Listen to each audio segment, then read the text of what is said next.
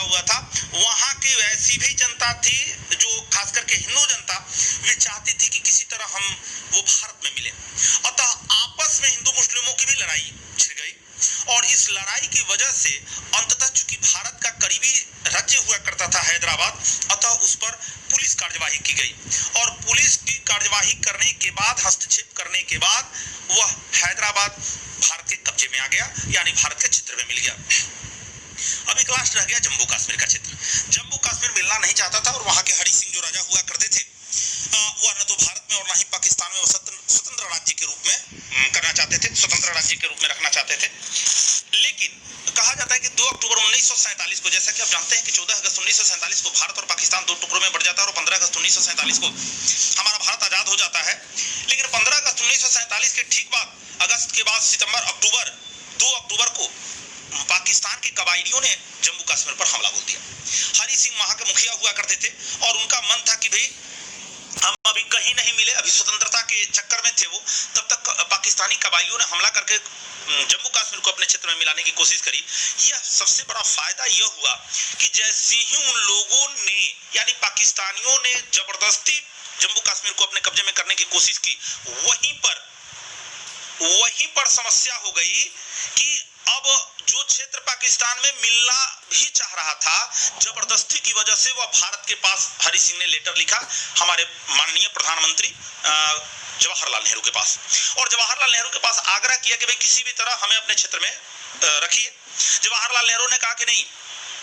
आज आपको संकट आया है, आप आज वो कबायली हमला किए हैं, तब आप कह रहे हैं, अब बताइए जब भारत से कोई रिश्ता नाता नहीं रखिएगा तो मैं पाकिस्तान से लड़ने क्यों जाऊं। अतः उन्होंने एक लेटर बना करके भेजा कि यदि आप यानी जम्मू कश्मीर अगर भारत में विलय के लिए संधि समझौता करता है तो हर स्थिति में मैं उसका सहयोग करूंगा,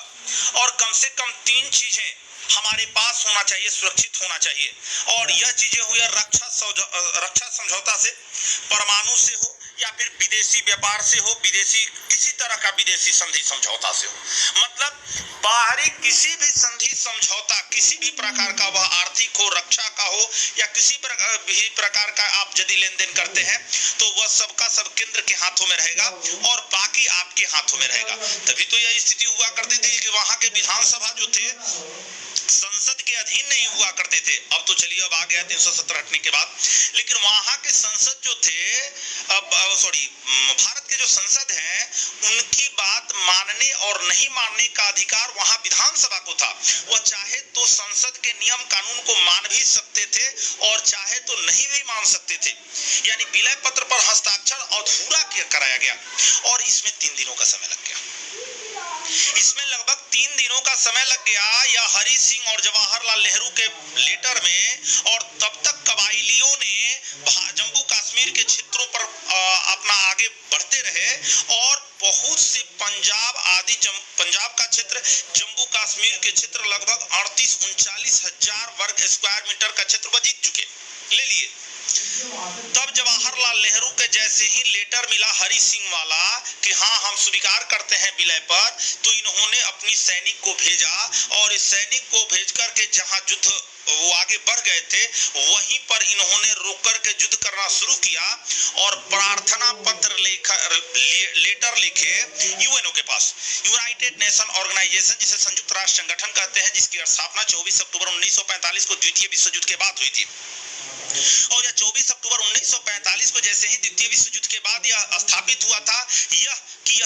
दो देशों के बीच या अंतरराष्ट्रीय किसी भी संधि समझौता पर यह विचार करेगा, देखेगा, समाधान करेगा। इसके लिए जवाहरलाल नेहरू ने यूएनओ के पास लेटर लिखे, यूएनओ से देकर के कहा कि अच्छा ठीक है, इसका फैसला बाद में होगा, अभी जो जहां पर है, जो सैनिक जहां पर है वहीं पर रुक जाए। इसका सर्वप्रमुख कारण यह था कि अमेरिका जो था अब यह चाहता था कि भाई पाकिस्तान हमारे साथ है, और अमेरिका ने ही बम गिराया था जापान पे, आप जानते हैं, हिरोशिमा और नागासाकी पर 6 अगस्त और 9 अगस्त को, 6 अगस्त को हिरोशिमा पर और 9 अगस्त 1945 को नागासाकी पर बम गिराया था। और अब लगभग हीरो बनने की स्थिति, विश्व में एक ध्रुवीय राज्य करने की स्थिति में आने लगा था, और भारत का झुकाव, जवाहरलाल नेहरू का झुकाव रसिया की तरफ था। अतः रसिया की स्थिति थोड़ी सी कमजोर हो रही थी और अमेरिका की स्थिति मजबूत हो रही थी। यहाँ पर समस्या यह है कि हमारा जो झुकाव रसिया की तरफ था, अतः पाकिस्तान ने सीधे सीधे जाकर के अमेरिका से मिल गया, और अमेरिका से मिल जाने के कारण यह जो दो पार्ट में दो देश वो विश्व दो ध्रुवों में बंटने लगा। अमेरिका अपने गुट का निर्माण करने लगा और रसिया अपने गुट का निर्माण करने लगा। हम चूंकि रसिया की तरफ गए अतः पाकिस्तान अमेरिका की तरफ चला गया, और इसका नतीजा यह हुआ कि हमेशा और हमेशा उस समय से लेकर के अमेरिका आज तक पाकिस्तान का सपोर्ट डायरेक्ट भले ही बोलता हो पाकिस्तान को, लेकिन सपोर्ट अमेरिका पाकिस्तान का ही करता है। भारत का केवल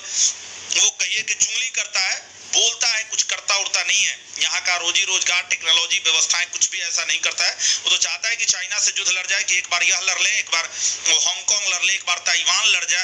ले, एक बार दक्षिणी चीन सागर वाला लड़ ले, एक बार फिलीपींस लड़ ले, सबसे लड़ा ले, और तब उसी तरह द्वितीय विश्व युद्ध में जैसे बाद में आकर के बम पटक दिया था, वैसे ही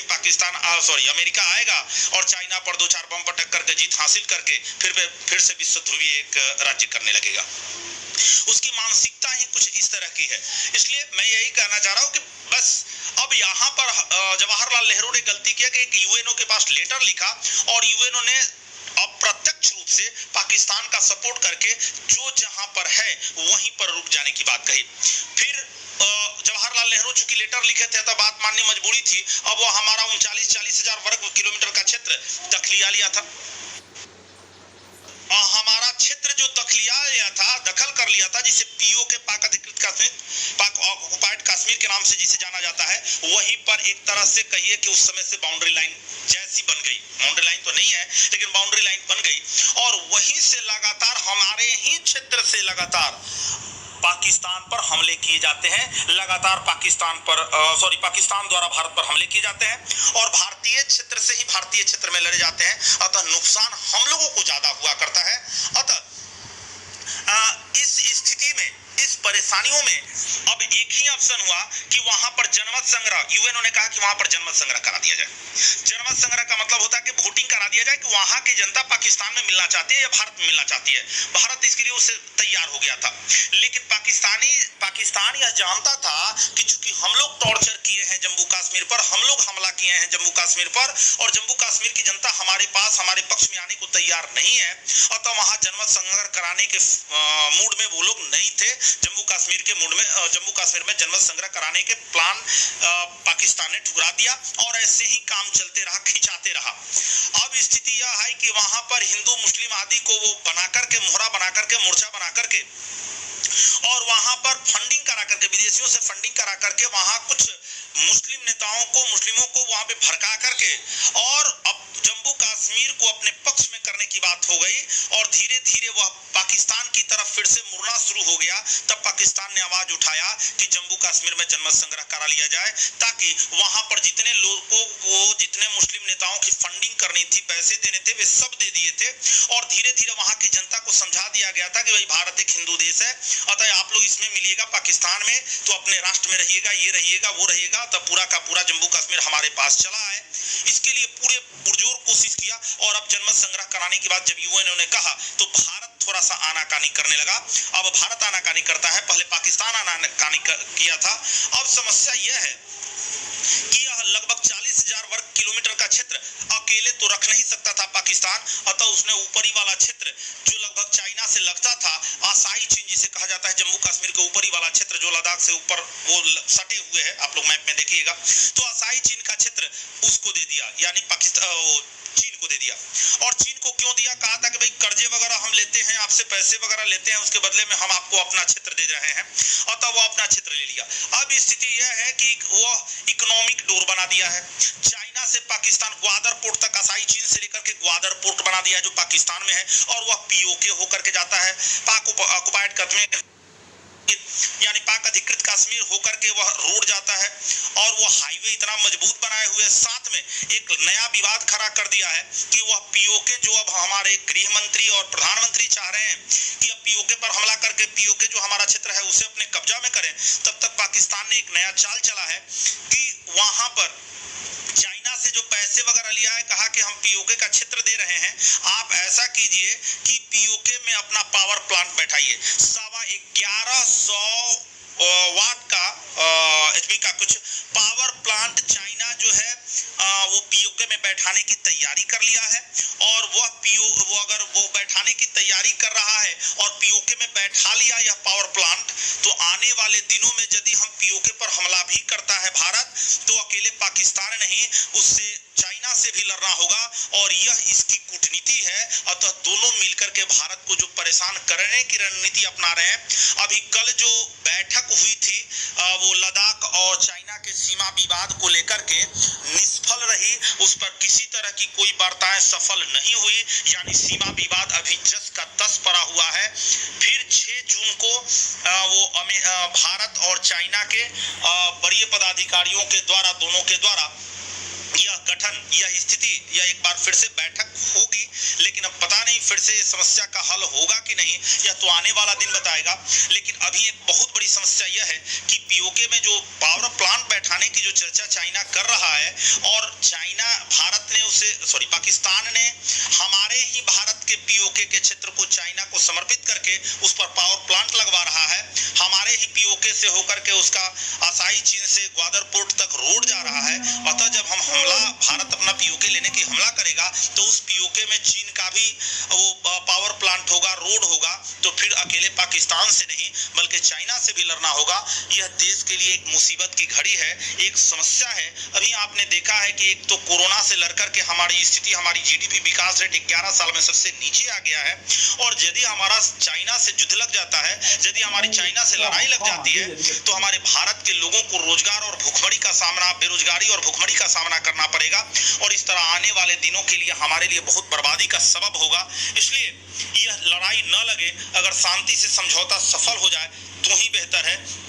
अमेरिका में भी आंदोलन चल रहे हैं आजकल श्वेत और अश्वेत को लेकर के। वह हमें क्या बोलेगा, हिंदू मुस्लिम की लड़ाई तो हम लोग भाई भाई होकर के लड़ते हैं, लेकिन वहां पर जो आजकल आंदोलन चल रहे हैं, वहां का आंदोलन भी विकराल रूप धारण किए हुए, हालांकि कुछ राजनीतिक भी है और कुछ हकीकत भी है, क्योंकि वहां 13% लगभग अश्वेत हैं। अश्वेत का मतलब समझते हैं ना, जो ब्रिटानिक नहीं है, जो अंग्रेज वहां पर परमानेंट रह रहे हैं, सब श्वेत हैं। जो अमेरिका के लोग हैं वे सब श्वेत हैं, और बाकी अदर देश से जाकर के जो लोग रह रहे हैं, जो लोग खास करके दक्षिण अफ्रीकी देशों से, इंडिया से या अन्य कुछ देशों से जाकर के रह रहे हैं, वे अश्वेत हैं। और 13% लगभग पूरे जनसंख्या का 13% अमेरिका में अश्वेत है, और बाकी सब के सब श्वेत है,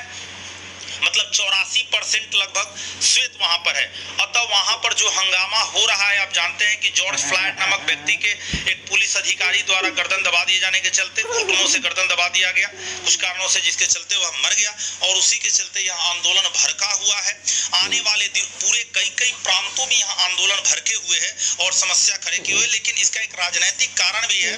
और इसका राजनीतिक कारण यह है कि